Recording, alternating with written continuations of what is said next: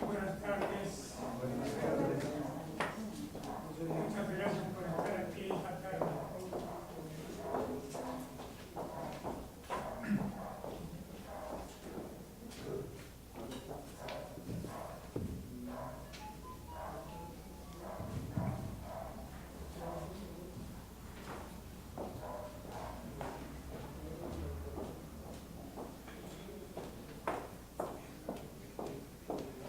Estamos justamente conmemorando hoy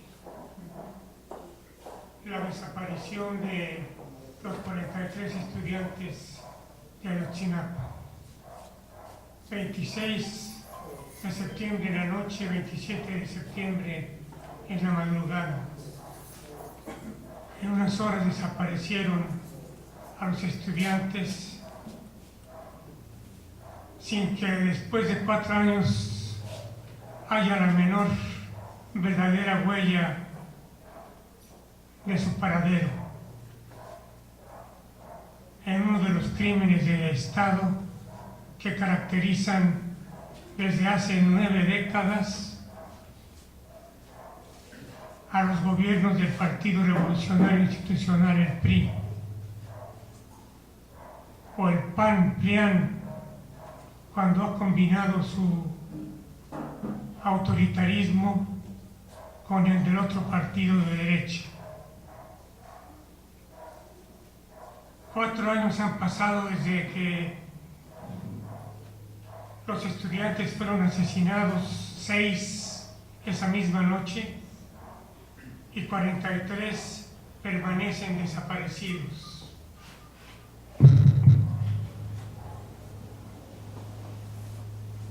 Algunos de esos jóvenes, 43, ya estarían hoy graduados como profesores, dando clases en las primarias rurales.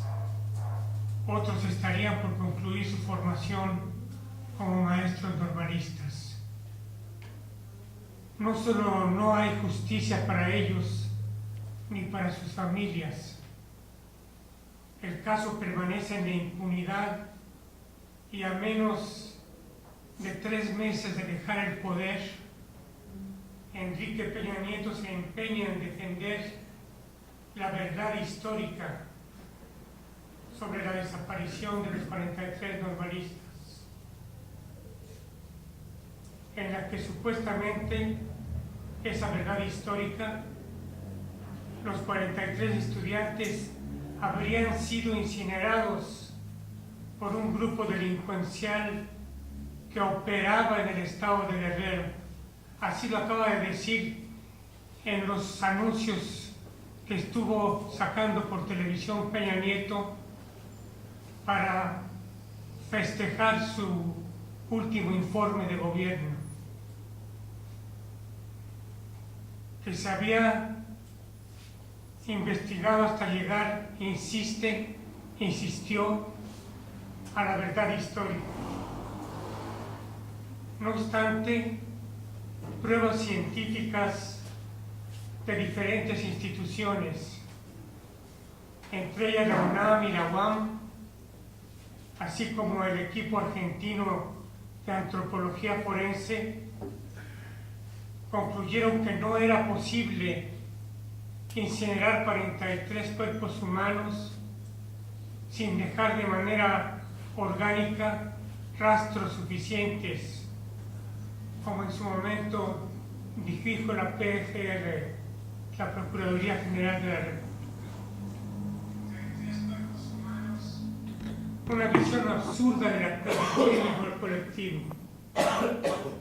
Asesinar a 43 personas en un espacio reducido de tierra en menos de una noche, 43 cuerpos humanos incinerados. Vinieron todavía después de que Murillo Karam dijo que estaba cansado de atender esa verdad histórica. Invitaron, sin embargo, a los representantes de la Comisión Interamericana de Derechos Humanos, que integraban el grupo interdisciplinario de expertos internacionales independientes.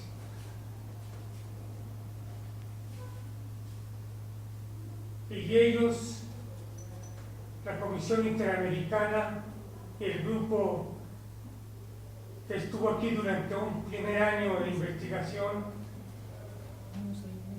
declararon que el mecanismo especial de seguimiento del caso Ayotzinapa, en el que enumeró algunos de los faltantes en las investigaciones, se encuentran las siguientes irregularidades.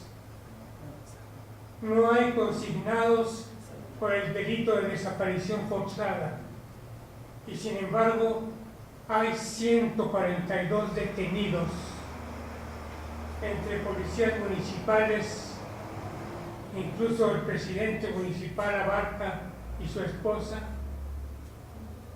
y entre miembros del crimen organizado, pero a ninguno se le acusa de desaparición forzada, aunque muchos de ellos han sido sometidos a tortura, como lo vio claramente el grupo de expertos interdisciplinario que mandó la Comisión Interamericana de Derechos Humanos, torturados pero no confesos de haber desaparecido a ningún joven. También no hay explicaciones de por qué algunos de los teléfonos de los estudiantes fueron usados días después de la medianoche del 26 de septiembre del 2014. Estuvieron usando sus teléfonos celulares días después del asesinato o de la desaparición. Sigue pendiente además determinar, lo dijo la Comisión, el grado de participación en los hechos de la Policía Federal, del Ejército, las policías municipales y las autoridades estatales, así como determinar la participación en los hechos de choferes y personal de las líneas de autobuses, ninguno de los cuales ha sido detenido, que presuntamente estarían coludidos con el narco y que de acuerdo con las investigaciones del grupo interdisciplinario son choferes que llevaban cargas de narcotráfico a la frontera con Estados Unidos, desde ahí, desde Iguala. El grado de participación en el del ejército es, desde mi punto de vista, la clave del problema. No han permitido en absoluto que entren los investigadores a los cuarteles del batallón 27, que estuvo coludido desde esa noche en los distintos acontecimientos de agresión que sufrieron los jóvenes. Estuvieron hasta en el hospital, donde había algunos jóvenes buscando ayuda médica, y los sacaron de allí los militares, impidiendo que fueran atendidos médicamente. Y sin embargo, ninguna de las comisiones, ni la interdisciplinaria, ni la de Argentina, ni la Comisión de Derechos Humanos de México, ha entrado nunca o ha tenido permiso nunca para entrar a los cuarteles del batallón 27 de Infantería del Ejército. Con esa sola negativa, el Ejército está poniendo casi en evidencia que su participación fue decisiva en la desaparición. El pasado 3 de septiembre, el mismo día en que Enrique Peña Nieto ofreció su sexto y último informe de gobierno, las familias de Ayotzinapa recibieron el informe de la Comisión Interamericana de Derechos Humanos en la Escuela Normal de Ayotzinapa, Raúl Isidro Burgos. Ese día el comisionado para el caso Ernesto Vargas hizo hincapié en que aún no se cuenta con una investigación sobre el uso de los hornos crematorios de la región. ¿Quién los ha usado? Hay hornos crematorios en la región. El ejército tiene hornos crematorios en los cuarteles del batallón 27 de infantería. ¿En qué momento los usaron? ¿Qué consumo de gas tuvieron con el tiempo de los hechos? Preguntó apenas hace unos días Ernesto Vargas, el comisionado del comisionado de Derechos Humanos que estuvo en la escuela Raúl Isidro Burgos. Por otro lado, la Organización de las Naciones Unidas, que también ha mandado una comisión a México a investigar a lo largo de estos 4 años, en su informe Doble Injusticia, informe sobre violaciones a los derechos humanos en la investigación del caso Ayotzinapa, documentó que al menos 34 personas fueron detenidas durante la primera etapa de la investigación sobre la desaparición de 43 estudiantes de Ayotzinapa en 2014 y fueron torturadas y detenidas arbitrariamente. Las familias de los normalistas han denunciado en numerosas ocasiones que el presidente saliente Peña Nieto no solo ha hecho caso omiso de las recomendaciones del Grupo Interdisciplinario de Expertos Independientes, de la Comisión Interamericana de Derechos Humanos y de las Naciones Unidas, también han señalado que su administración entorpeció las investigaciones y violentó el derecho de las víctimas a conocer la verdad y a obtener justicia. Ayotzinapa es uno de los casos más dolorosos ocurridos en los últimos años que nos recuerda que si la impunidad campea, la violencia se repite. Voy a leer los nombres de los jóvenes desaparecidos para que dejen de ser simplemente un número. 43 tienen nombre y apellido y llevaban una vida digna, no solamente como estudiantes normalistas que aspiraban a ser maestros rurales, sino además como luchadores sociales, que es parte de la formación que reciben los estudiantes en la Escuela Isidro Burgos de Ayotzinapa.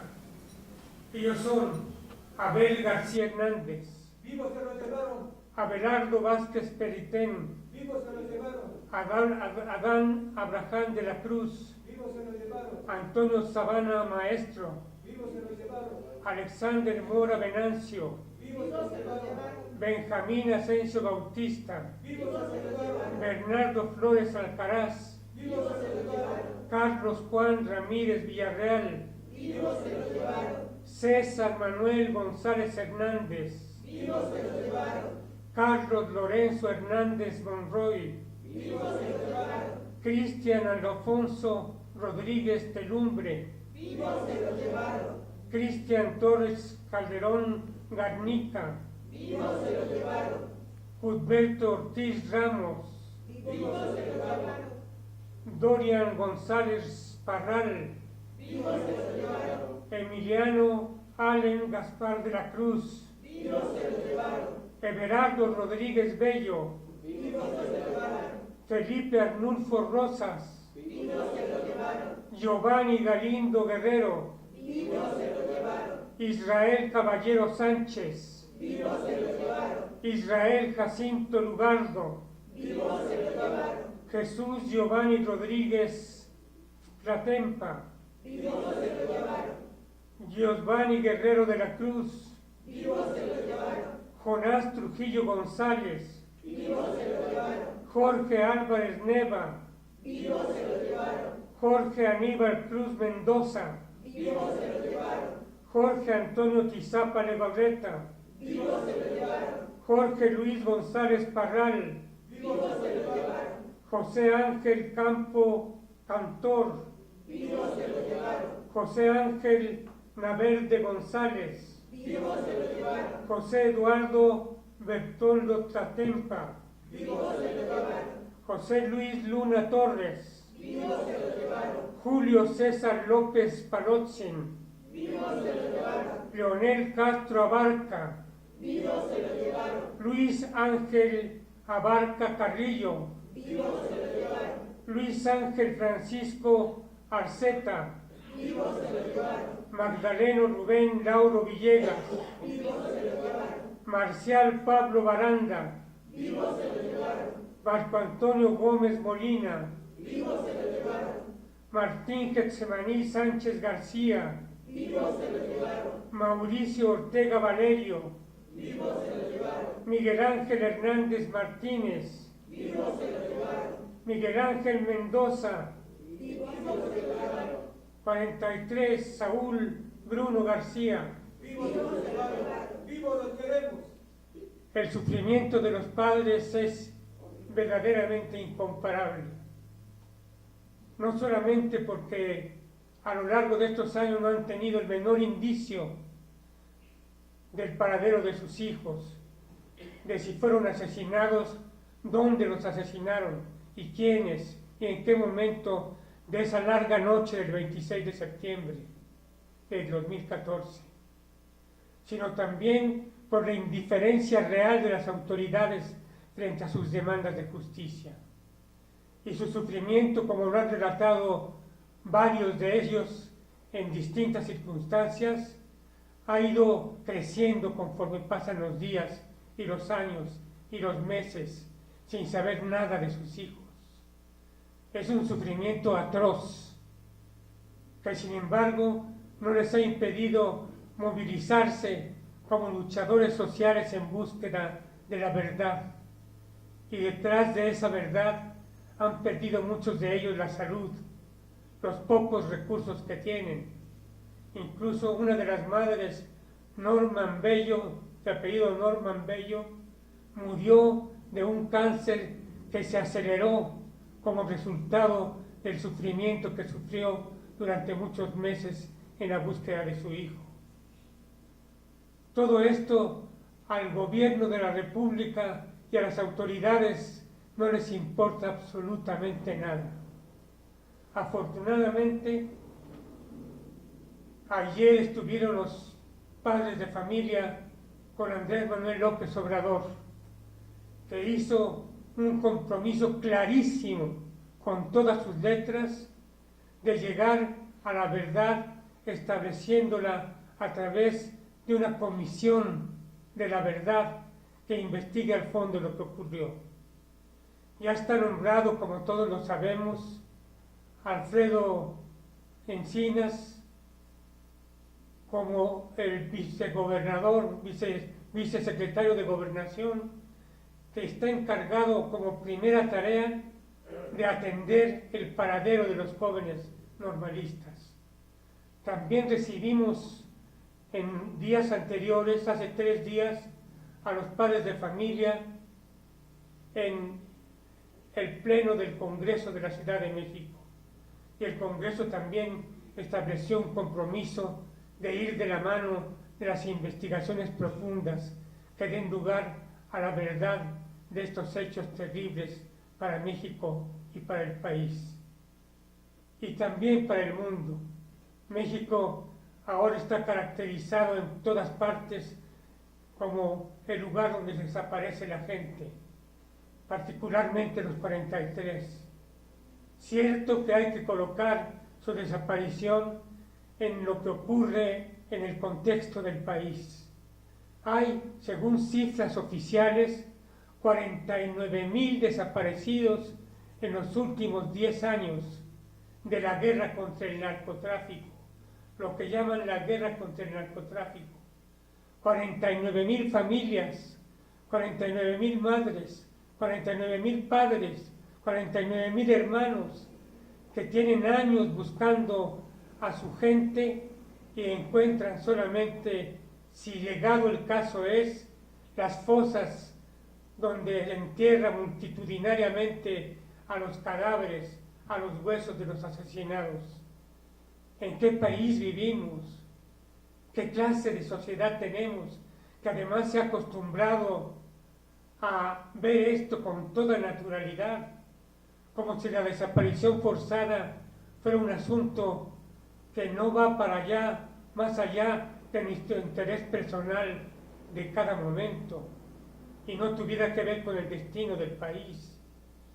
En esa circunstancia, el contexto en el que desaparecieron los muchachos es aterrador, pero desde luego la investigación que se lleve a cabo ahora en el gobierno de López Obrador le abrirá al país, a la sociedad, una ruta distinta para enfrentar esta desgracia que sufrimos con la violencia brutal que padece el país.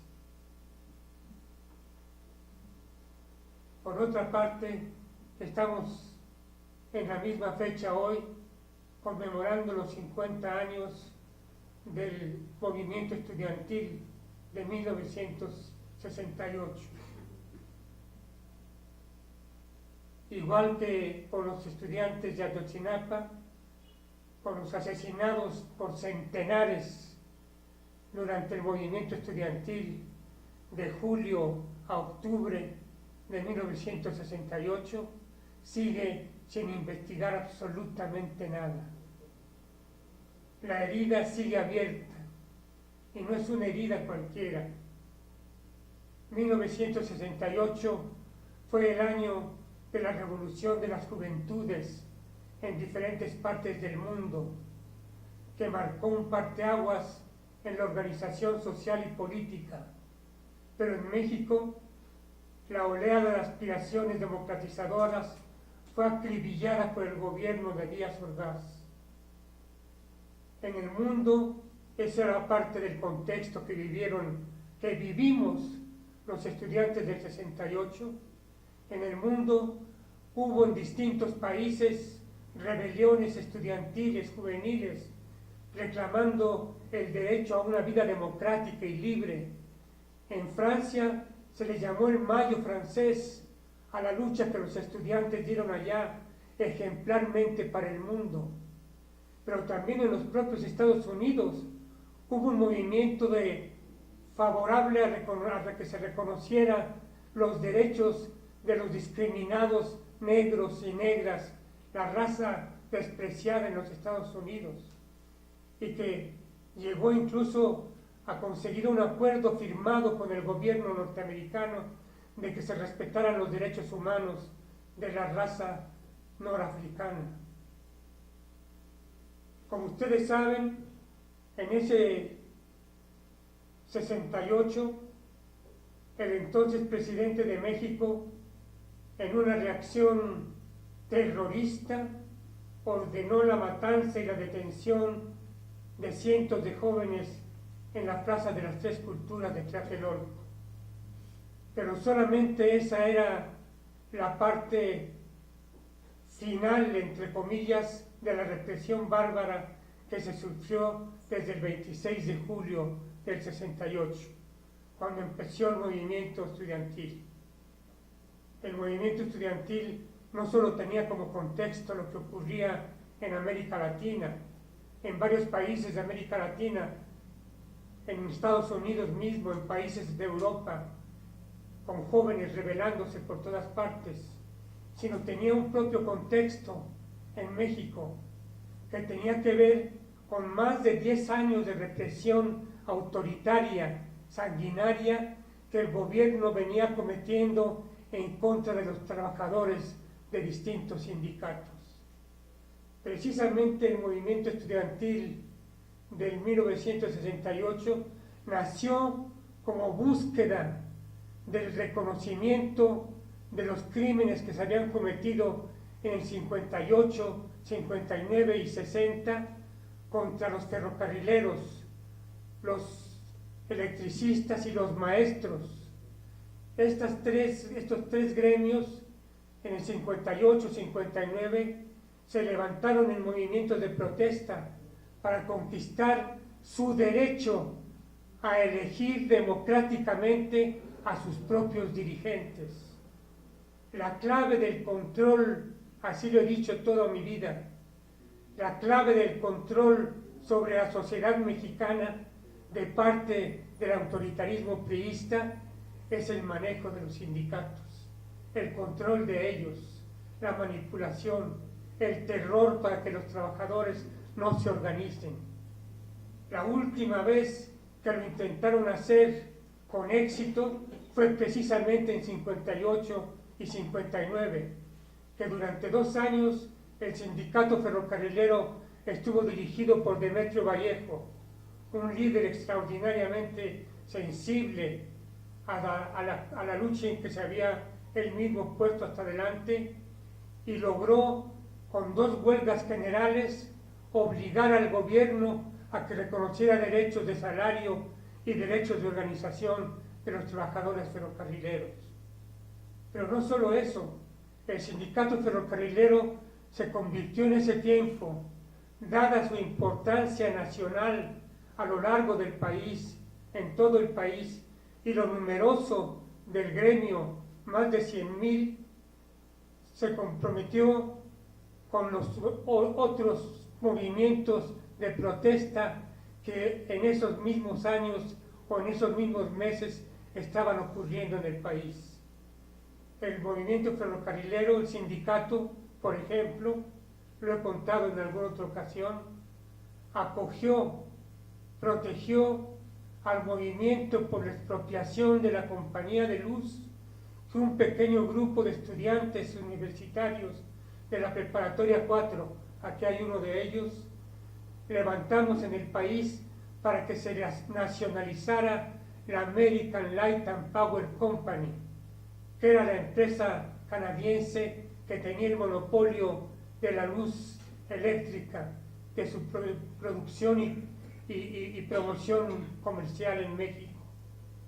No logramos en esos meses que se nacionalizara la American Light and Power Company, pero el sindicato nos protegió y nos daba incluso sus locales sindicales de distintas partes del país para ahí llevar a cabo las reuniones que convocábamos para organizar a la gente en torno a ese objetivo fundamental, nacionalizar la industria eléctrica. El propio sindicato ferrocarrilero, que tenía su principal edificio frente a la Alameda, era parte del movimiento por la nacionalización de la industria eléctrica. Allí nos reuníamos con lo que llegamos a formar incluso como Consejo Nacional, con gente de todas las organizaciones sociales y de todos los órdenes de social. Llegamos a organizar el movimiento por la nacionalización de la industria eléctrica. Nacionalizaron la industria eléctrica, pero nos metieron a la cárcel a los que estábamos luchando por ella. Estuvimos meses detenidos en el campo militar número 1, donde incluso nos iban a fusilar, nos formaron pelotón de fusilamiento. Lo cuento como parte de lo que ocurrió durante los años 58 y 59, la represión a que dio lugar la independencia de los maestros encabezados por Otón Salazar, la lucha democrática del sindicato ferrocarrilero, comprometida con muchos propósitos democratizadores de la vida del país, se convirtió en un motivo para la gran represión, una bárbara represión que se llevó a cabo el 29 de julio de 1959. El ejército tomó todos los locales del sindicato ferrocarrilero en la República Mexicana. Metió a la cárcel a centenares de personas, no solamente ferrocarrileros, sino también maestros y electricistas. Y también metió a la cárcel a intelectuales, activistas políticos, académicos, artistas como David Alfaro Siqueiros, nada menos. Fue metido a la penitenciaría del Distrito Federal. Allí estuvo durante años. Y estuvo también allí Pepe Revueltas, José Revueltas, el gran novelista mexicano, el gran escritor, que era un activista de primera. Es decir, la represión abarcó a toda la sociedad mediante la sangre, la lucha contra la libertad de expresión, el derecho de los trabajadores a organizarse democráticamente, que no ha vuelto a ocurrir en el país. Insisto, en México no existe clase obrera organizada como clase social. Existe como clase productora de bienes, pero que no tiene ninguna presencia política desde 1959. Es decir, como resultado de la represión bárbara contra los sindicatos de aquellos años, el movimiento laboralista de democratización de los sindicatos desapareció, excepto en 1975, en que un gremio más pequeño de trabajadores electricistas intentaron hacer lo mismo que en el 58. No ha habido nuevamente en México, nunca en estos 50 años, un movimiento que busque independizar a la clase obrera del control en que la tiene el PRI y todos los patrones de toda clase. Y ahí está la clase obrera. En otros países del mundo hay clase obrera que lucha independientemente por sus propios objetivos políticos y sociales. Hasta en Argentina hay clase obrera independiente, en España, en Alemania, en Francia, en Estados Unidos hay movimientos importantes de clase obrera independiente. En México esto ha desaparecido y sin lugar a dudas tiene mucho que ver esa ausencia de la clase trabajadora en la política cotidiana del país. Tiene que ver con lo que ha ocurrido con la no democracia en México, con la falta de democracia en nuestro país y con la miseria en la que viven la mayoría de la gente en nuestro país.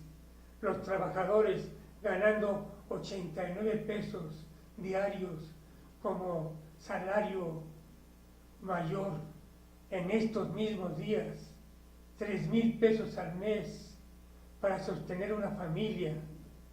¿Y la clase obrera dónde está para protestar por ello?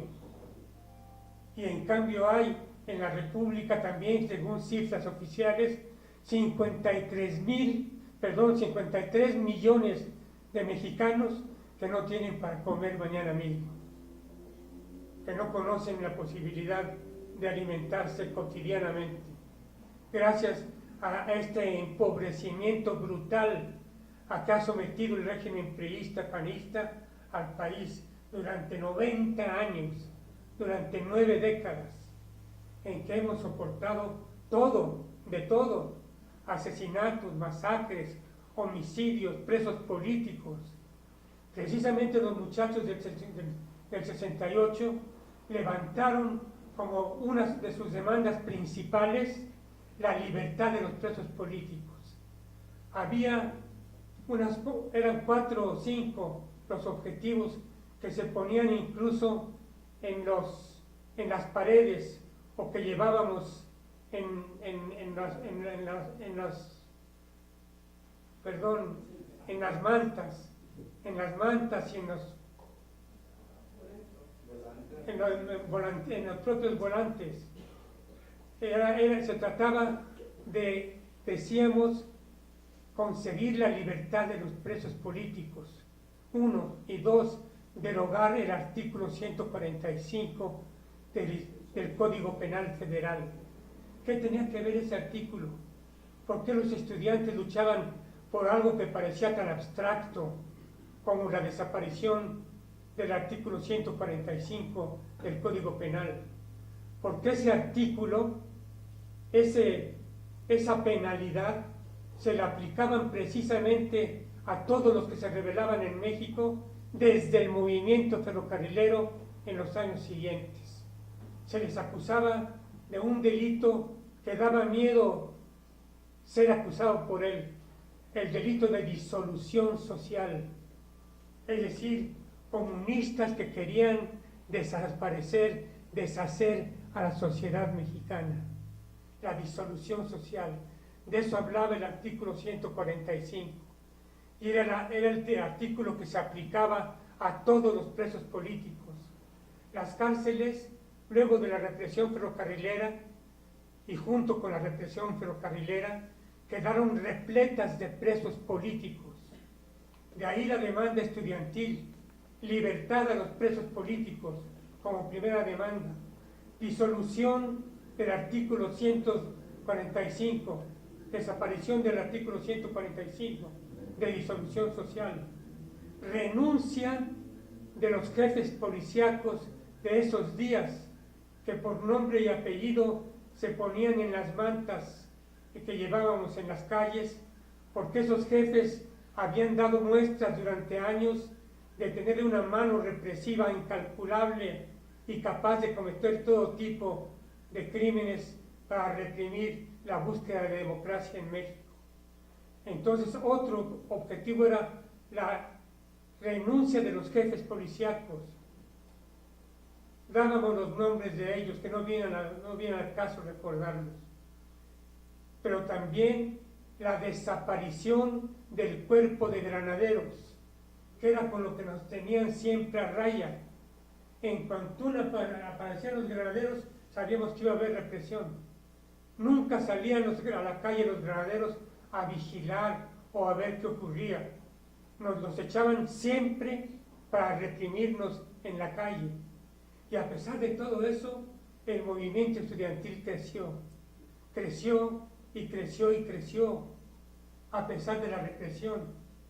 El 30 de julio del 2014 lleva a cabo la policía, como parte de la represión contra el movimiento, la destrucción mediante un bombazo, un bazucazo, de la puerta de la preparatoria número 1 de la Escuela de San Ildefonso de la Universidad Nacional Autónoma de México. En la noche de ese día, un bazucazo rompió la puerta que tenía siglos de existir, porque el edificio de la preparatoria número 1 o de la Escuela de San Ildefonso es un edificio colonial y su mobiliario también lo era. Bazuquearon la puerta y ello dio lugar a que el rector de la Universidad Nacional saliera de inmediato a protestar contra el crimen que se estaba cometiendo, no solamente con el bazucazo, sino con la represión a los estudiantes. Y encabezó Javier Barros Sierra, hay que recordar su nombre con todo respeto, encabezó una marcha gigantesca que llamamos la Marcha del Silencio, unos días después del bazucazo de la puerta de San Ildefonso. Y así hasta llegar el 2 de octubre. Hoy sabemos que hay un número indeterminado de estudiantes que hasta la fecha, desde aquel entonces, permanecen desaparecidos y cuyas familias en ese entonces guardaron silencio por miedo a una mayor represión. El movimiento estudiantil que se encadenó, como decía, el 24 de julio del 68, luego de la intervención de granaderos contra alumnos de una escuela vocacional y del Instituto Politécnico, estudiantes de la UNAM apoyaron la defensa de sus compañeros y conformaron el Comité Nacional de Huelga, que presentó 6 demandas, las que ya he mencionado aquí. Desbandar al cuerpo de granaderos, destituir a los comandantes de la policía, investigar y castigar a los oficiales de alto nivel causantes de la represión, indemnizar a las familias de los muertos y de los heridos, derogar el artículo 145 del Código Penal Federal que establecía el delito de disolución social, por el que muchos sindicalistas, activistas políticos y comunistas estaban presos por esa ley. Y 6, poner en libertad a los presos políticos, tanto a los estudiantes detenidos en los disturbios recientes como a otros presos acusados de disolución social.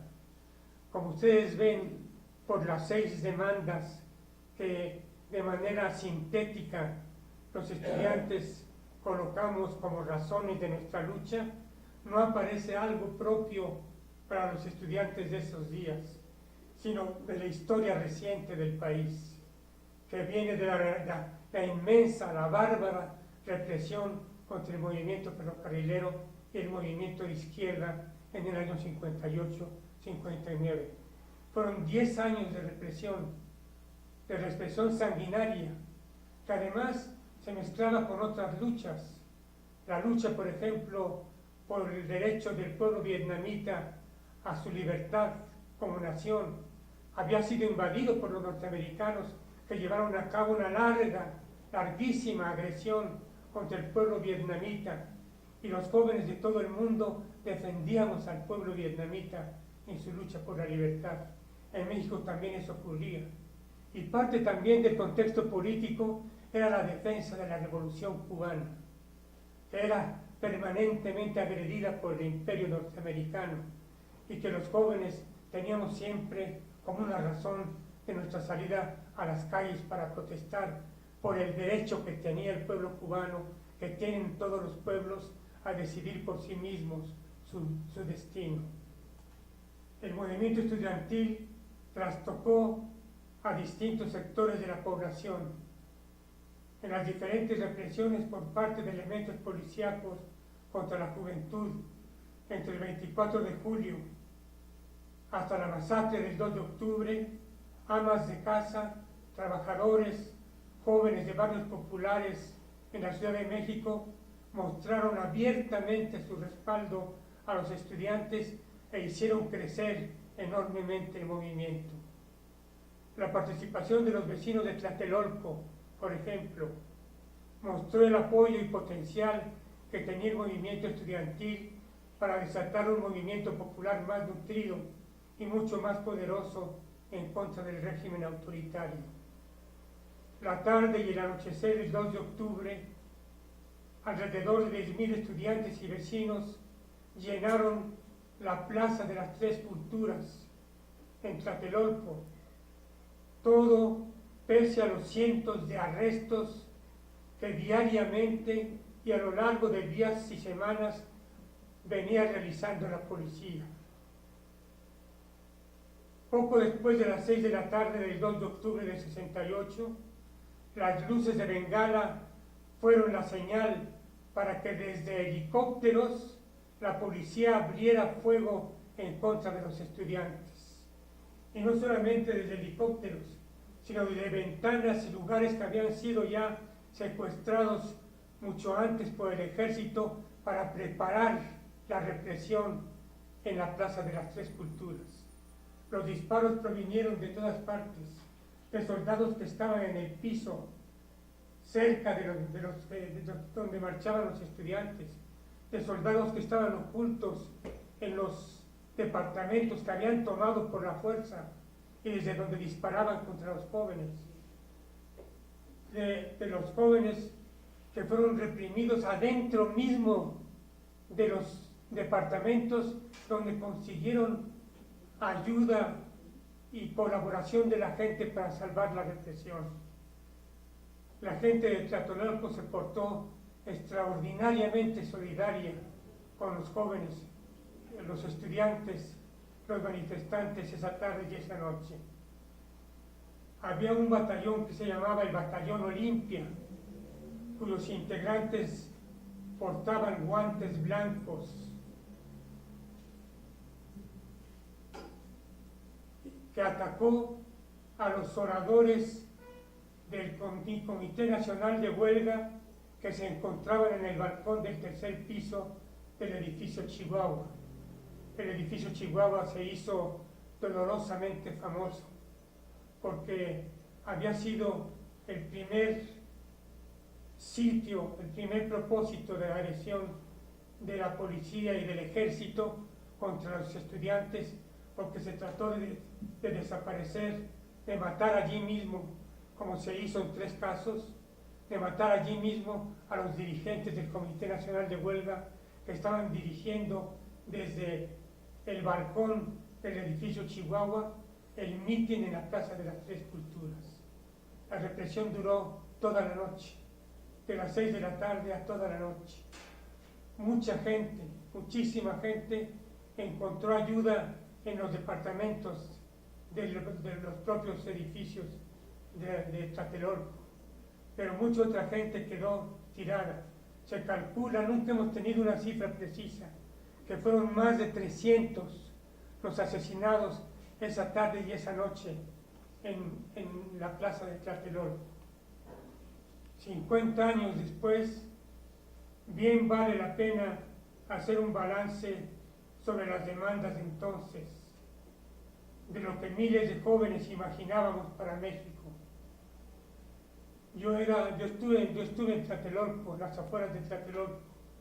Era corresponsal de una agencia internacional de noticias, Interpress Service, para la que trabajaba, y estudiante de la Escuela Nacional de Antropología e Historia. En esas dos condiciones, como antropólogo, estudiante de antropología y como periodista, fui a cubrir la marcha, la reunión, el mitin en Tlatelolco, cuando empezaba la matanza, y logré no entrar porque ya estaban en plena matanza. Cuando llegué a la casa de ustedes a medianoche, resultó que una de mis hermanas había estado toda la tarde metida en un carro donde había ido con su esposo, un carrito viejo. Se estacionaron a las orillas de la Plaza de las Tres Culturas. Su esposo se bajó para participar en el mitin y mi hermana se quedó con su hijo de brazos, tirada en el piso del carro, con los soldados disparando desde abajo del carro, ocultándose allí. Los oyó toda la noche decir, mentar madres, decir leperadas, asesinar con gusto como lo hicieron durante toda esa jornada. Y ella lo vivió. Incluso ocurrió que milagrosamente, pero con un propósito publicitario, la sacaron del carro a la medianoche con su hijo en brazos para dejarla en libertad, y la prensa la fotografió, los que estaban afuera, los periodistas que estaban afuera de la casa, y la daban como ejemplo de que el ejército había salvado a la gente en la Plaza de las Tres Culturas. Con esa historia me encontré cuando regresé a la medianoche, ese día 3 de octubre ya de 1968, que me daba además la magnitud del tamaño de la represión, aunque habían ocurrido solamente unas cuantas horas.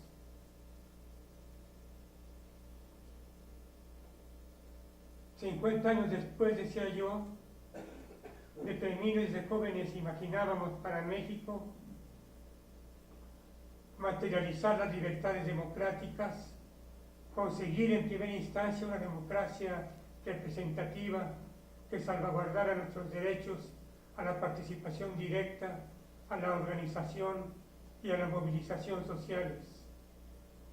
Ya después avanzaríamos hacia un proceso de democratización nacional que abarcara a los medios de comunicación y que no ha llegado nunca a ellos. Los medios de comunicación en México son también, junto con el control del aparato sindical, la clave del control del priato, del priismo sobre el país, sobre la población del país. Son medios de comunicación destinados desde hace 50 años, 60, a idiotizar a la gente con las peores tonterías, en el mejor de los casos, cuando no, y esto es frecuente, abiertamente de enemigos de cualquier movimiento de protesta. Lo que sobrevivió a la guerra sucia en los 70, al terrorismo de Estado y a la... porque esto es muy importante, perdón, que me interrumpa nuevamente la lectura.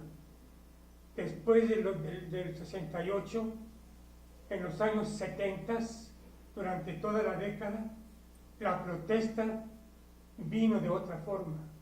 Jóvenes de muchas partes del país, también de la Ciudad de México, se levantaron en armas. Declararon la lucha armada como única salida posible para la situación de terrorismo que vivía nuestro país. Jóvenes hicieron guerrillas urbanas que fueron perseguidas, por supuesto, con la misma ferocidad con la que se había deshecho el movimiento. Amigos nuestros formaron parte de esas guerrillas, de esos grupos guerrilleros, aquí mismo en la Ciudad de México. Se buscó la salida armada, puesto que no dejaban otra que ver después de la represión bárbara de la plaza de Tlatelolco. No había más que la posibilidad de las armas. Fue un camino, por supuesto, que fracasó, y lo que trajo fue una mayor represión a lo largo de toda la década de los 70, hasta que desaparecieron virtualmente a todos los grupos de jóvenes armados que había en el país.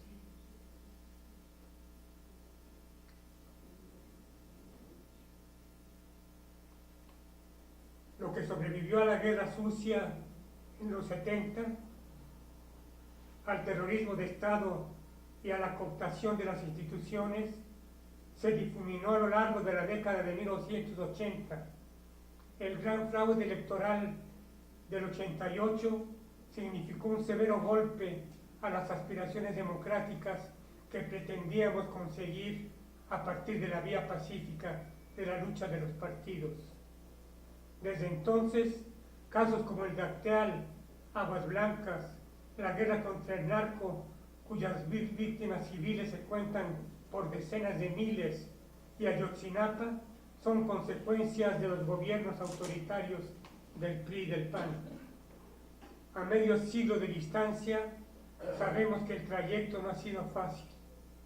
Por el contrario, en el camino, cientos de luchadoras sociales, líderes comunitarios, periodistas, estudiantes y profesores han sido asesinados por atreverse a denunciar los abusos en el poder, la corrupción, la delincuencia y la impunidad, por atreverse a reclamar justicia e imaginar un país menos desigual. A 50 años de la masacre de Tlatelolco, queda pendiente la aplicación de la justicia. No sabemos con exactitud, ya lo decía, cuánta gente fue asesinada esa tarde. Señalan cifras oficiales que fueron más de 300 muertes. Según una investigación del periódico Manchester Guardian de Inglaterra, fueron 325 los asesinados. Se encarceló a más de 1.500 jóvenes, quienes fueron torturados y amenazados de muerte. Otros más de esos mismos 1.500 fueron desaparecidos. Medio siglo después, el movimiento estudiantil del 68, a 4 años del caso de Ayotzinapa, nos encontramos en un momento decisivo para empezar a regenerar las instituciones. Tenemos la oportunidad de transformar a México en un Estado democrático, exigir justicia, respeto a nuestros derechos, entre estos el derecho a la verdad. El 1 de julio, lo he dicho en esta misma sala en varias ocasiones, el 1 de julio de este año lo que ocurrió fue algo increíble, extraordinario. Una especie de levantamiento popular por la vía pacífica, un levantamiento popular que le dio a la izquierda, como no había ocurrido nunca en toda la historia de México, todo el poder de la República. Todo el poder de la República, y sin disparar un tiro ni romper un vidrio, como dice Andrés Manuel. El 1 de julio se abrieron para México las puertas de la posibilidad de establecer una república verdaderamente democrática y que atienda a las necesidades de su sociedad.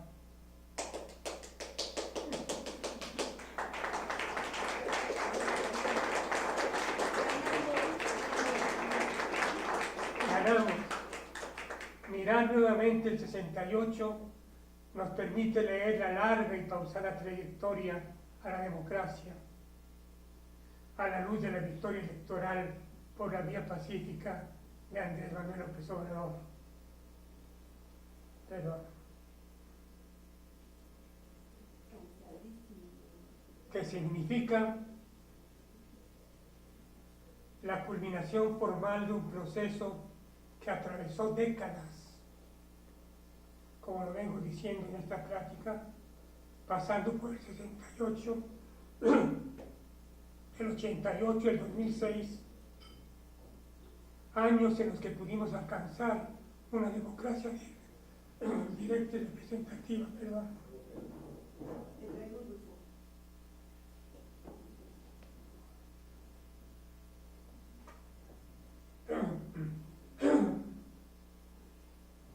Termino ya.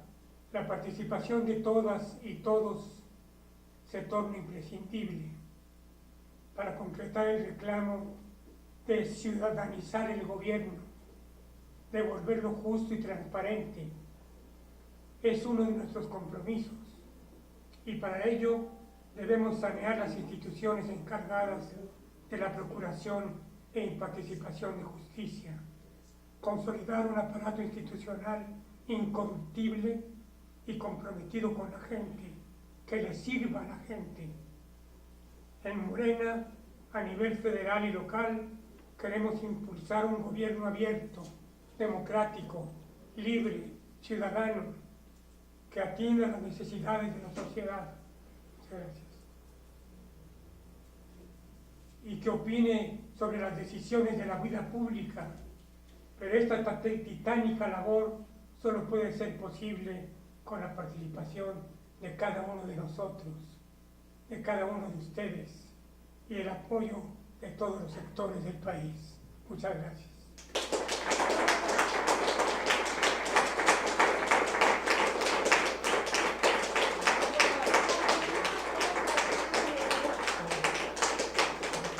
Thank you.